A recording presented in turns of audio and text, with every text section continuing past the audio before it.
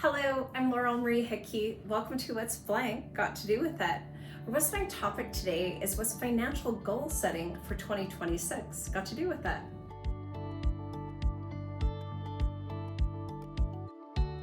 As we approach 2026, it is a perfect time to set clear financial goals that will help you build wealth, reduce stress, and achieve what matters most to you.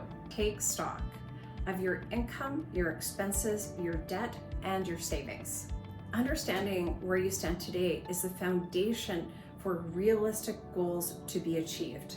If you need budgeting tools, let us know. We've got the information for you. I've done a couple of videos this year where I've mentioned the SMART acronym, S-M-A-R-T. I think it's very smart.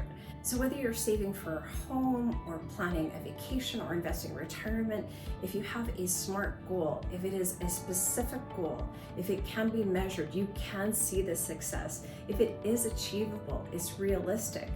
If it is something that is relevant, and if it is something that is time-bound, chances are you'll be really successful at it. Define exactly what you want to achieve. Write it out, talk out loud, share it with someone, determine exactly how much you need to achieve that goal and when that goal will be achieved. So you really want to look at all of those elements. Big goals can also be broken down into smaller milestones. That's what I really like about that approach. Next up, build or boost your emergency fund. Life is unexpected.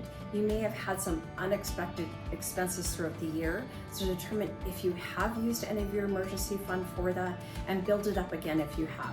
You should have 3 to 6 months worth of living expenses in a separate account that you can access without fees or penalties. You can automate your savings for that, transfer from your paycheck to a separate account, but definitely boost that emergency fund.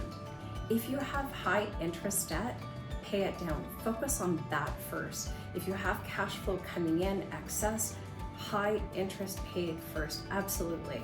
You might also consider a couple other strategies such as an avalanche payment strategy or a snowball payment strategy. They are pretty much what you think they are. So there are all sorts of approaches to pay high interest debt. Focus on that, work with your wealth team, determine what is the right choice for you. Absolutely maximize your savings and investments.